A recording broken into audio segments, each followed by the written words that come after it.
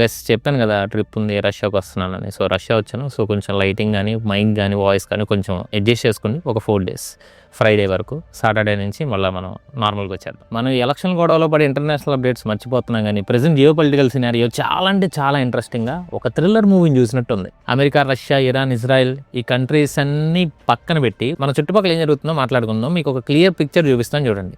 22 April 2025 మన India ఎప్పటికీ మర్చిపోలేని రోజు. పెహల్గామ్ అటాక్ జరిగింది కదా, అండ్ ఎప్పటికీ అది జరిగే సంవత్సరం దాటినా సరే దాని గురించి కొత్త విషయాలు బయటకు వస్తూనే ఉన్నాయి. అండ్ ఇప్పుడు అలాంటి విషయాలు కొన్ని బయటకు వచ్చాయి. ఫస్ట్ వన్, పెహల్గామ్ అటాక్లో చైనా ఇన్వాల్వ్మెంట్ ఉంది అని కొన్ని ప్రూఫ్స్ దొరికాయి అండ్ వాళ్ళు ఒప్పుకున్నారు. అండ్ రెండోది, పెహల్గామ్ అటాక్ జరిగిన 15 రోజుల తర్వాత May 7 to 8, 2025 India operation సింధూని launch చేసింది. అండ్ ఇందులో మనం పాకిస్తాన్ ఎయిర్ బేసెస్ని కూడా నాశనం చేసాం. బట్ ఈ మొత్తం పీరియడ్లో పాకిస్తాన్లో చైనీస్ మిలిటరీ ఉందంట. అండ్ పాకిస్తాన్ వాళ్ళు ఎప్పటికప్పుడు టాక్టికల్ సపోర్ట్ ఇస్తా అన్నారు. ఇంతేకాదు ప్రజెంట్ వెస్ట్ బెంగాల్కి అండ్ బంగ్లాదేశ్కి మధ్యలో మనం బార్డర్ ఫెన్సింగ్ చేస్తున్నాం కదా, అక్కడ కూడా మన BSFకి బంగ్లాదేశ్ BGPకి మధ్యలో గొడవలు అయ్యాయి. అండ్ అలాగే నేపాల్ కూడా ఇప్పుడు ఇండియాను వదిలేసి చైనా వైపు వెళ్తుంది. సో బేసిక్గా ఇండియా చుట్టుపక్కల ఉన్న కంట్రీస్ అన్నీ ఇండియాకి అగైనెస్ట్గా మారుతున్నాయి. అండ్ ఇందులో చైనా ఇన్వాల్వ్మెంట్ చాలా గట్టిగా ఉంది. సో ఇష్యూస్ అన్నిటి గురించి వీడియోలో చాలా డీటెయిల్గా మాట్లాడుకుందాం. ఫస్ట్, పెహల్గామ్ అటాక్లో చైనీస్ ఇన్వాల్వ్మెంట్ గురించి మాట్లాడుకుందాం. సో పెహల్గామ్ అటాక్ జరిగింది అండ్ దాని తర్వాత ఆపరేషన్ సింధూర్ కూడా ఎండ్ అయ్యింది. అండ్ దీని తర్వాత NIA అంటే నేషనల్ ఇన్వెస్టిగేషన్ ఏజెన్సీ వాళ్ళు దీని మీద ఇన్వెస్టిగేషన్ స్టార్ట్ చేశారు. అండ్ ఈ ప్రాసెస్లో మొన్న ఒక 15,097 పేజ్ కాంప్రహెన్సివ్ ఛార్జ్ షీట్ని ఫైల్ చేశారు. అండ్ ఈ ఛార్జ్ షీట్లోనే చాలా విషయాలు బయటపడ్డాయి. బేసిక్గా ఈ పెహల్గామ్ అటాక్ ఎవరైతే చేశారో ఆ ఉగ్రవాదుల దగ్గర ఒక US మేడ్ GoPro కెమెరా ఉంది. సో ఇప్పుడు అమెరికా మేడ్ అనగానే అమెరికాని బ్లేమ్ చేయాల్సిన అవసరం లేదు, ఎందుకంటే అది చైనా నుంచి వచ్చింది. ఈ ఉగ్రవాదులు ఏం ప్రో అయితే వాడారో ఆ స్పెసిఫిక్ డివైస్ని GoPro INC చైనాలో ఉన్న ఒక ఆథరైజ్డ్ కమర్షియల్ డిస్ట్రిబ్యూటర్కి షిప్ చేసింది. అంటే ఆ కంపెనీ ఏ ప్రోడక్ట్స్ ఎక్కడి నుంచి ఎక్కడికి షిప్ చేస్తుంది అనేది నోట్ చేసి పెట్టుకుంటారు కదా. సో ముఖ్యంగా డ్యామేజ్ అయినప్పుడు రిఫండ్ కోసం ఈ ప్రాసెస్ని ఫాలో అవుతారు. సో అలా అది చైనాకు పంపిన GoPro అని తేలింది. అండ్ అక్కడి నుంచి ఆ కెమెరా LGT అంటే లష్కరే ఈ తైబా దగ్గరికి వచ్చింది.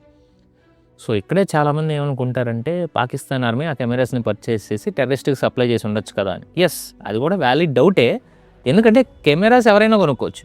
బట్ ఈ అటాక్స్ జరిగిన సైట్ అయినా బైసరన్లో రికవర్ చేసిన ఒక 2 AK-47 రైఫిల్స్ యొక్క ఆరిజిన్ ఏ కంట్రీనో గెస్ చేయండి. ఎస్, మీరు గెస్ చేసింది కరెక్ట్. దాని పేరు గుడ్ల గోపలు తినే చైనా. అలాగే దాచిగం ఫారెస్ట్లో కూడా రికవర్ చేసిన ఇంకో AK-47 చైనా ఆరిజినే. అంటే వెపన్స్ కూడా చైనా నుంచి వచ్చాయి. అండ్ ఇక్కడ చాలామంది ఇంకొక లాజిక్ కూడా మాట్లాడతారు, చైనా వెపన్స్ని పాకిస్తాన్కి అమ్ముండొచ్చు కదా అని. అక్కడి నుంచి పాకిస్తాన్ వెపన్స్ని టెర్రరిస్టులకు ఇచ్చి ఉండొచ్చు కదా అని. ఒకవేళ నిజంగా ఈ మొత్తం విషయంలో చైనా ఇన్వాల్వ్మెంట్ లేకపోతే ఈ పాటికి చైనా ఉగ్రవాదులకి వెపన్స్ ఎక్కడి నుంచి వెళ్ళి అనేది పాకిస్తాన్ అడుగుద్ది. బట్ అలా అడగల, ఎందుకంటే ఇప్పుడు మన కంట్రీలో చేసిన వెపన్స్ ఉగ్రవాదుల చేతికి వెళ్తే ఆ వెపన్స్ ఎక్కడ మనల్ని ఎందుకు అందరూ అడుగుతారు కదా, అవునా కదా. అండ్ ఇక్కడ ఒక ఇంపార్టెంట్ కాంటెక్స్ట్ చెప్పాలి, అదేంటంటే జమ్మూ అండ్ కాశ్మీర్లో ఆపరేట్ అవుతున్న టెర్రర్ గ్రూప్స్ రీసెంట్గా చాలా ఎక్కువగా కెమెరాస్ వాడుతున్నారు. రీజన్ ఏంటంటే వాళ్ళు చేసిన అటాక్స్ని రికార్డ్ చేసి ప్రోపగండా కోసం, అలాగే సైకలాజికల్ వార్ఫేర్ కోసం వాడతారు. రిక్రూట్మెంట్ వీడియోస్ చేస్తారు, అంటే కొత్త వాళ్ళని జాయిన్ చేసుకోవడానికి అండ్ వాళ్ళకి ట్రైనింగ్ ఇవ్వడానికి వీడియోలు వాడతారు. అండ్ ఇవేమీ చైనా మీద మనకు దొరికిన ఫస్ట్ ఎవిడెన్స్ ఏమీ కాదు. జూలై 2025లో ఇంకొక ఎవిడెన్స్ కూడా దొరికింది. పెహల్గామ్ అటాక్ చేసిన మిలిటెంట్స్ దగ్గర Huawei satellite phones and Chinese manufactured GPS devices recover అయ్యాయి. దీని గురించి మనం అప్పుడే చేసాం. బేసిక్గా SIPRA అంటే Stockholm International Peace Research Institute అనే ఇన్స్టిట్యూట్ 2025లో రిలీజ్ చేసిన రిపోర్ట్లో ఏముందంటే 2019 నుంచి 2023 మధ్య పాకిస్తాన్ ఆర్మ్ ఇంపోర్ట్స్లో 81% చైనా నుంచి వచ్చాయి. అది కూడా దాదాపు $5.28 బిలియన్ వర్త్ వెపన్స్ చైనా నుంచి పాకిస్తాన్కి వెళ్ళాయి. అండ్ ఇందులో ట్రెడిషనల్ వెపన్స్ మాత్రమే కాదు, ఎన్క్రిప్టెడ్ కమ్యూనికేషన్ టూల్స్ ఉన్నాయి, డ్రోన్స్ ఉన్నాయి, శాటిలైట్ సిస్టమ్స్ ఉన్నాయి అండ్ సర్వేలెన్స్ టెక్నాలజీస్ అన్నీ ఉన్నాయి. అండ్ ఇది జస్ట్ పెహల్గామ్ వరకే పరిమితం కాదు.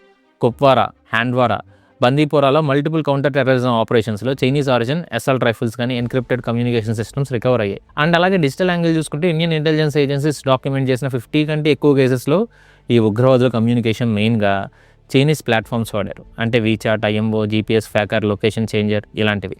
అండ్ ఇవన్నీ ఇండియాలో బ్యాన్ అయ్యాయి. కానీ టెర్రరిస్ట్ VPNs కానీ స్పూఫ్డ్ IP అడ్రసెస్ కానీ పాకిస్తాన్ సిమ్ కార్డ్స్ ఈ వాడే యాక్సెస్ చేస్తున్నారు. అంతేకాదు చైనాస్ తైతాంగ్ 1 శాటిలైట్ నెట్వర్క్ అంటే చైనా టెలికాం మేనేజ్ చేసే నెట్వర్క్లో కూడా ఇది కూడా ఒకటి. అండ్ ఇది రిమోట్ టెరైన్స్లో కూడా అన్ఇంటరప్టెడ్ సర్వీసెస్ ఇస్తుంది. అండ్ పాకిస్తాన్లో చైనా మొబైల్ జోంగ్ ఆపరేట్ చేస్తుంది. వాళ్ళు POKలో కూడా టెలికాం టవర్స్ బిల్డ్ చేశారు. ఆ tower signals India border districts అయిన కుప్వారా, రాజౌరి, పూంచ్, యూరీలో కూడా వస్తున్నాయి. సో బేసిక్గా పాకిస్తాన్ మిలిటెంట్స్ ఇండియా టెరిటరీలో కూడా చైనీస్ నెట్వర్క్ని వాడి కమ్యూనికేషన్ చేయగలుగుతున్నారు. ఇది మీరు అర్థం చేసుకోవాలి. ఇంతకంటే సీరియస్ పాయింట్ ఏంటంటే ఇండియాలో వాడుతున్న వెస్ట్రన్ యాప్స్ లైక్ వాట్సాప్ లేదా ఇన్స్టాగ్రామ్ లాంటివి మనకి అండ్ వెస్ట్రన్ కంట్రీస్కి మధ్య ఉన్న మ్యూచువల్ లీగల్ అసిస్టెన్స్ ట్రీటీస్ కింద ఇండియా లీగల్ రిక్వెస్ట్ కంప్లై చేయాల్సి వస్తుంది. అంటే మనం అడిగితే వాళ్ళు డేటా ఇవ్వచ్చు, కానీ చైనీస్ యాప్స్ చైనా ఇండియాకి కోఆపరేషన్ ఇవ్వదు. యూజర్ డేటా చైనా అథారిటీస్ దగ్గర ఉంటుంది, ఇండియా యాక్సెస్ చేయలేదు. సో లిటరల్గా చైనా టెర్రరిస్టులకి ఇది ఒక డిజిటల్ సెక్యూరిటీ ప్రొవైడ్ చేస్తుంది. ఇవన్నీ కొద్దిసేపు పక్కన పెడదాం, ఇంకొక విషయం గురించి మాట్లాడుకుందాం. చైనీస్ స్టేట్ బ్రాడ్కాస్టర్ CCTVలో రీసెంట్గా ఒక ఇంటర్వ్యూ వచ్చింది. అందులో ఏవిఐసి అంటే ఏవియేషన్ ఇండస్ట్రీ కోఆపరేషన్ చైనా యొక్క ఇంజనీర్స్ మాట్లాడారు. అండ్ ఆ కంపెనీ ప్రైవేట్ కంపెనీ కాదు, చైనా స్టేట్ యొక్క ఓన్ కంపెనీ. అండ్ ఇందులో ఇంజనీర్స్ అంటే గవర్నమెంట్ మిలిటరీలో పార్ట్ అయిన వాళ్ళే ఉంటారు, ఇది కూడా అర్థం చేసుకోండి. సో వాళ్ళు ఈ ఇంటర్వ్యూలో ఏం చెప్పారంటే ఈ ఆపరేషన్ సింధూర్ టైంలో వాళ్ళు పాకిస్తాన్లో ఉన్నారని అండ్ అలాగే వాళ్ళు పాకిస్తాన్ ఎయిర్ ఫోర్స్కి డైరెక్ట్ టెక్నికల్ సపోర్ట్ ఇచ్చారని చెప్పారు. అండ్ ఇవి రికార్డెడ్ కూడా, అండ్ రీసెంట్ వీడియోలో కూడా ఇదే చెప్పాను. అండ్ ఇప్పుడు పాకిస్తానే చైనీస్ వెపన్స్ వాడిందంటే J-10C ఫైటర్ జెట్స్ అంటే China made 4.5 generation fighter aircraft అవి, అలాగే PL-15 air to air missiles and China made long range missiles, అలాగే HQ-9 and HQ-6 and HQ-16 air defence systems, and ఫైనల్గా Pakistan cruise missiles కూడా China BeiDou navigation systems వాడే. అంటే India మీద ఎక్కడ గురిపెట్టాలనేది ఈ బైడో అంటే చైనీస్ ఓన్ GPS సిస్టమ్ని వాడి టార్గెట్ చేశారు. అండ్ ఇంకా షాకింగ్ డీటెయిల్స్ ఉన్నాయి. Indian army general VK Singh గారు చెప్పిన దాని ప్రకారం ఈ ఆపరేషన్ సింధూర్ టైంలో చైనా తన శాటిలైట్స్ని ఇండియా మీదకి రీఅలైన్ చేసిందని. అంటే PRSS-1 కానీ, PACSAT MMM-1 కానీ, PRS-CE-01 కానీ, ICU-BEQ అనే చైనీస్ శాటిలైట్స్ కాన్స్టెంట్గా మన ఇండియన్ మిలిటరీ డిప్లాయ్మెంట్ని మానిటర్ చేశాయి. అలాగే పాకిస్తాన్కి మన ఇండియా యొక్క ట్రూప్ మూవ్మెంట్ గురించి లైవ్ ఇంటెలిజెన్స్ చైనా ఇస్తూ వచ్చింది. అలాగే China BeiDou navigation system and అలాగే టియాటాంగ్-1 నెట్వర్క్ వాడి Pakistan forces secure communications maintain చేశారు. ప్లస్ మన ఇండియన్ ఏరియల్ మూవ్మెంట్స్ ట్రాక్ చేయడానికి చైనా పాకిస్తాన్కి కాన్స్టెంట్గా హెల్ప్ చేస్తూ వచ్చింది. సో మనం లిటరల్గా ఆపరేషన్ సింధూర్ టైంలో పాకిస్తాన్తో డైరెక్ట్గా అండ్ చైనాతో ఇండైరెక్ట్గా ఫైట్ చేస్తాం. అండ్ ఇప్పుడు చాలామంది అనొచ్చు ఇన్ని తెలిసినా సరే మనం ఎందుకు కామ్గా ఊరుకున్నామని. రీజన్ సింపుల్, మనం లీగల్గా ఏది ప్రూవ్ చేయడం, ఇవన్నీ ఇప్పుడు దొరికేసాయి. అండ్ ఇవన్నీ చూపించినా సరే చైనా సింపుల్గా ఏమని చెప్పొచ్చు ఆలోచించండి. మేము పాకిస్తాన్కి అమ్మాము, వాళ్ళు అక్కడికి పోయి అది అమ్ముకుంటారు మాకేం తెలుసు అని నాకు చెప్పుద్ది. అండ్ పాకిస్తాన్ అడిగితే ఏం చెప్పిద్ది, సింపుల్గా మా దగ్గర నుంచి ఉగ్రవాదులు దొంగతనం చేశారు, మాకు తెలీదు, దీని మీద ఎంక్వైరీ జరుగుద్దని చెప్పుద్ది. సో మనం ఆ కంట్రీస్లో చొరబడి ఏమీ ప్రూఫ్స్ కనిపెట్టలేం కదా. ఒకవేళ కనిపెట్టినా సరే ఏ కంట్రీ చైనా మీద యాక్షన్ తీసుకుంటుంది చెప్పండి. పోనీ మనం ఏమైనా చైనాని చేయగలమా? యుద్ధం చేయము, ఎందుకంటే ఎకానమీ పడిపోద్ది. అండ్ యుద్ధంలో మనకు ఒరిగేది కూడా ఏమీ ఉండదు. ఇండైరెక్ట్గా ఏమైనా బిల్డ్ చేసుకోవాలన్నా సరే, సో మనం ఏమైనా డిఫెన్స్ మూవ్మెంట్ బిల్డ్ చేసుకుందామన్నా సరే ఎన్విరాన్మెంట్ లవర్స్ వస్తారు సడన్గా, వచ్చి అడ్డం పడుతూ ఉంటారు గ్రేట్ నికోబార్ లాగా. బట్ అలానే ఇండియా సైలెంట్గా కూడా లేదు, ఇండియా దీనికి కౌంటర్ ల్యాండ్స్ చేసుకుంటానే వస్తుంది. అండ్ దాని గురించి ఈ వీడియో చివరిలో చెప్తా. సో ఇప్పటివరకు వెస్ట్ సైడ్లో ఉన్న చైనా పెంపుడు కుక్క అయిన పాకిస్తాన్ గురించి చేసాం. ఇప్పుడు ఈస్టర్న్ సైడ్లో ఉన్న చిన్న పెంపుడు కుక్క బంగ్లాదేశ్ గురించి కూడా చూద్దాం. May 23, 2026 అంటే ఒక 3 రోజుల ముందు వెస్ట్ బెంగాల్లో కూచ్ బెహార్ దగ్గర ఉండే ఠిన్బిగా కారిడార్ దగ్గర ఏం జరిగిందో చూద్దాం. సో మన India BSF officials west Bengal CM Suvendu అధికారి ఆర్డర్స్ ప్రకారం బోర్డర్ ఫెన్సింగ్ కోసం ల్యాండ్ అక్విజిషన్ సర్వే స్టార్ట్ చేశారు. 0 పాయింట్ అంటే ఇండియాకి అండ్ బంగ్లాదేశ్కి మధ్యలో ఉన్న బోర్డర్ నుంచి ఒక 50 feet ఇన్వర్డ్ అంటే మన ఇండియా సైడ్ లోపల ఉన్న ల్యాండ్ని మెజర్ చేస్తున్నారు. అండ్ ఇది లీగల్గా ఇండియన్ టెరిటరీ. మనం ఎందుకు ఇలా చేస్తున్నాం, బంగ్లాదేశ్ నుంచి క్రాస్ బ్రీడ్ కుక్కలు ఇటువైపు వస్తున్నాయి, వాళ్ళని ఆపడానికి ఇలా చేస్తున్నాం. సో ఇదే టైంలో బంగ్లాదేశ్ లోకల్స్ అక్కడికి వచ్చి ఈ సర్వే ఆపడానికి ట్రై చేస్తారు. సో అక్కడ ప్రజలంటే పిచ్చి పుచ్చకాయలు వాళ్ళకి ఏం తెలియదు అనుకుందాం. వీళ్ళ తర్వాత ఈ BGP పర్సనల్స్ వచ్చారు. ఈ BGP అంటే బోర్డర్ గార్డ్ బంగ్లాదేశ్, అంటే మన ఇండియన్ బోర్డర్ సెక్యూరిటీ లాగా వాళ్ళు బంగ్లాదేశ్కి బోర్డర్ సెక్యూరిటీ. అండ్ వాళ్ళు ఊపుకుంటూ వచ్చి ఫెన్సింగ్ యాక్టివిటీస్ని ఇమీడియట్గా ఆపేయాలి డిమాండ్ చేశారు. అదేంటి మన ఇండియన్ ల్యాండ్లో మనం చేసుకుంటే వాళ్ళకేం నొప్పి అంటే 150 yards నుంచి 0 line వరకు కన్స్ట్రక్షన్ రూల్స్ వైలేట్ అవుతున్నాయి. కానీ ఇండియా అడ్మినిస్ట్రేటివ్ ఆఫీసర్స్ ఒక్క అడుగు కూడా వెనక్కి ఇలా ఇక్కు అని అక్కడే నుంచున్నారు. బట్ ఇక్కడ ఇష్యూ ఏంటంటే బంగ్లాదేశ్ ఇండియాతో బిహేవ్ చేస్తున్న విధానం అండ్ బంగ్లాదేశీ గార్డ్స్ ఇండియన్ BSFతో మాట్లాడిన విధానం. లిటరల్గా సిచ్యువేషన్ ఎలా మారిందంటే ఒకరినొకరు తిట్టుకోవడం మొదలెట్టారు. అండ్ BSF రీఎన్ఫోర్స్మెంట్స్ వచ్చి టాక్టికల్ డిఫెన్సివ్ పొజిషన్ తీసుకున్నారు. ఒక చోటైతే మన ఇండియన్ జవాన్స్ పడుకొని గన్స్ ఏం పెట్టి ఉంచారు. అలా ఉంది సిచ్యువేషన్. ఈవినింగ్ అయ్యాక ఒక్కొక్కరు వెనక్కి వెళ్ళాయి అనుకోండి. అండ్ దీని తర్వాత నేను Bangladesh officials and Indian officials ఒక చోట కూర్చొని మాట్లాడుకున్నారు. అండ్ ఇప్పుడు బంగ్లాదేశ్ ఇలా 150 yards లోపల ఫెన్సింగ్ వేయకూడదని చెప్తే దానికి ఇండియా మేము ఫెన్సింగ్ చేయడం నువ్వు చూసావా అని అడిగింది. ఎస్, లిటరల్గా అదే అడిగింది. అండ్ ఇంకోటి ఏంటంటే మేము ల్యాండ్ సర్వే చేస్తున్నాం, ఎక్కడ ఫెన్సింగ్ వేయాలని, దానికి ఎందుకు మీ వాళ్ళు కుక్కలు మురిగినట్టు మురిగారు, అండ్ అలాగే ఇండియన్ ల్యాండ్లో మీ బంగ్లాదేశీ రైతులు ఎందుకు పొలాలు పండించుకుంటున్నారని తిరిగి క్వశ్చన్ చేసేసరికి నేను రిగ్రెట్గా ఫీల్ అవుతున్నాం, ఇంకోసారి ఇలా జరగకుండా చూసుకుంటాం అని చెప్పారు. సో యూసీ ఇక్కడ క్వశ్చన్ ఏంటంటే మనం ల్యాండ్ సర్వే చేస్తున్నప్పుడు బంగ్లాదేశ్ ఇంత రాద్దంతో ఎందుకు చేస్తుంది? అండ్ ఇదేమి మొదటిసారి కూడా కాదు కదా. 1 నెల క్రితం బంగ్లాదేశ్ ఆర్మీలో ఉన్న రాడికల్స్ ఇండియా మీద అటాక్ చేయడానికి ప్లాన్ చేస్తే దాన్ని మన ఇండియన్ ఇంటెలిజెన్స్ కనిపెట్టి బంగ్లాదేశ్కి చెప్పింది. ఆ తర్వాత ఆ ఎయిర్ ఫోర్స్లో ఉన్న వాళ్ళని తీసేశారు. సో ఇక్కడ క్వశ్చన్ ఏంటంటే బంగ్లాదేశ్లో రాడికల్ మూవ్మెంట్ని ఎవరు నడిపిస్తున్నారు? ఇంటమ్ గవర్నమెంట్ ఉన్నంత వరకు అమెరికాను అందరికీ తెలుసు, కానీ చైనా కూడా ఇందులో భాగమే.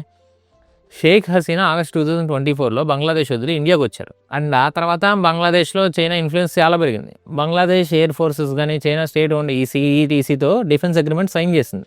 అండ్ అగ్రిమెంట్ ఏంటో తెలుసా? ఇండియన్ బోర్డర్ దగ్గరే యూఏవి అంటే డ్రోన్ మ్యానుఫ్యాక్చరింగ్ ఫ్యాక్టరీ ఎస్టాబ్లిష్ చేయడానికి. ఇది $55 మిలియన్ ఇన్వెస్ట్మెంట్. ఈ సంవత్సరం ఎండింగ్ ఫినిష్ అవుతుంది. అండ్ ఇక్కడ ఏం జరుగుతుందో అర్థమవుతుందా? Chinese origin drones Indian eastern borders దగ్గర ఆపరేట్ చేస్తే సర్వైలెన్స్ రిస్క్ ఉంది. ప్లస్ నార్త్ ఈస్ట్లో ఉన్న రాడికల్ గ్రూప్స్కి ఈజీగా సప్లై చేయొచ్చు. అండ్ అలాగే bay of Bengal Indian maritime routes monitor చేయొచ్చు. అంతెందుకు రీసెంట్గా ఒక చైనీస్ డ్రోన్ మన వెస్ట్ బెంగాల్లో ఇండియా బంగ్లాదేశ్ బోర్డర్ దగ్గర ఉన్న పొలాల్లో దొరికింది. అది కూడా బోర్డర్కి 300 మీటర్స్ దూరంలో. బీఎస్ఎఫ్ ఆ డ్రోన్ ట్రాన్స్ బోర్డర్ క్రైమ్స్కి వాడారని ఇన్వెస్టిగేట్ చేస్తున్నారు. సో ఒకసారి అర్థం చేసుకోండి సిచ్యువేషన్ ఇప్పుడు ఎలా ఉందో. అండ్ నేపాల్ గురించి కూడా మాట్లాడాలి. నేపాల్ ఇండియాకి చాలా క్లోజ్ కంట్రీ. ఒకటే కల్చర్, ఒకటే రిలీజియన్. అండ్ ఎంతమంది ఉగ్రవాదులు నేపాల్ నుంచి ఇండియాకి వచ్చినా సరే ఇప్పటికీ మనం వాళ్ళతో ఓపెన్ బోర్డర్ పాలసీని మెయింటైన్ చేస్తూనే ఉన్నాం. ఎందుకంటే నేపాల్ అండ్ ఇండియన్ ప్రజలు ఇంటర్లింక్డ్ కాబట్టి. కానీ ఇప్పుడు నేపాల్ మెల్లగా చైనా వైపు షిఫ్ట్ అవుతుంది. నేపాల్లో జెన్జీ ప్రొటెస్ట్ల తర్వాత కొత్త గవర్నమెంట్ వచ్చింది, అదే బెలిన్షా గవర్నమెంట్ వచ్చింది. అండ్ దీని తర్వాత ఇండియా నుంచి కొనుక్కునే ప్రొడక్ట్స్ మీద బోర్డర్ దగ్గర ట్యాక్స్ వేయడం. అండ్ అలాగే ఇండియా 2026 కైలాష్ మానవ్ సరోవర్ యాత్రకి అనౌన్స్ చేసింది. అండ్ దానికి వెంటనే నేపాల్ ఆబ్జెక్ట్ చేసింది. ఎందుకంటే వాళ్ళ ప్రకారం లింపియాదురా కాలపని నేపాల్ టెరిటరీ అయ్యి ఇండియా నేపాల్ని కన్సల్ట్ చేయకుండా డెసిషన్స్ తీసుకుంటుంది అని చెప్పింది. బట్ ఇండియా నేపాల్ క్లైమ్స్ని రిజెక్ట్ చేసింది. 1954 నుంచి ఈ రూట్స్ వాడుతున్నామని, అప్పట్లో నోట్లో ఏం పెట్టుకున్నారా గాడిద అని అడిగింది. ఇక్కడ ఇష్యూ డిప్లొమాటిక్ మాత్రమే కాదు, డీపర్ ఇష్యూ ఏంటంటే చైనా నేపాల్లో ఇన్ఫ్రాస్ట్రక్చర్ మీద హెవీగా ఇన్వెస్ట్ చేస్తుంది. Airports, highways, hydro power projects. Tibet నుంచి నేపాల్కి రైల్వే కనెక్టివిటీ ప్రపోజల్ 2017లో సైన్ అయింది. చైనా నేపాల్కి హై ఇంట్రెస్ట్ లోన్స్ లేకుండా ఇన్వెస్ట్మెంట్ ఇస్తుంది. అండ్ అది కూడా ఇండియా కంటే ఫాస్ట్గా. హిస్టారికల్గా చూసుకుంటే ఇండియా నేపాల్ రిలేషన్ డామినెంట్గా ఉండేది. కానీ 2008లో కమ్యూనిస్ట్ గవర్నమెంట్ నేపాల్లో పవర్లోకి వచ్చిన తర్వాత చైనా ఇన్ఫ్లుయెన్స్ పెరగడం స్టార్ట్ అయింది. అండ్ మెల్లమెల్లగా ఇండియా నుంచి నేపాల్ దూరం అవుతూ వచ్చింది. అండ్ ఇప్పుడు ఇంకా దూరం అయింది. మన విషయం మీద మన ఎక్స్టర్నల్ మినిస్టర్ మిస్త్రీ గారు మాట్లాడడానికి వెళ్తే మీరు నా లెవెల్ కాదు, నా లెవెల్లో ఉన్న పర్సన్ని పంపించండి, అప్పుడు మీట్ అవుతానని ఈ బ్యాలెన్స్ షా చెప్పి ఆ మీటింగ్ని క్యాన్సిల్ చేశారు. అండ్ అలాగే కొత్త గవర్నమెంట్ గ్రేటర్ నేపాల్ మ్యాప్ని ప్రమోట్ చేస్తుంది కదా, అందులో కొన్ని ఇండియన్ టెరిటరీస్లో కూడా నేపాల్లో చూపించారు. ఇదంతా ఎందుకు? నేపాల్ ప్రజల్ని ఇండియన్స్కి దూరం చేసి చైనాకి దగ్గర చేయడానికి.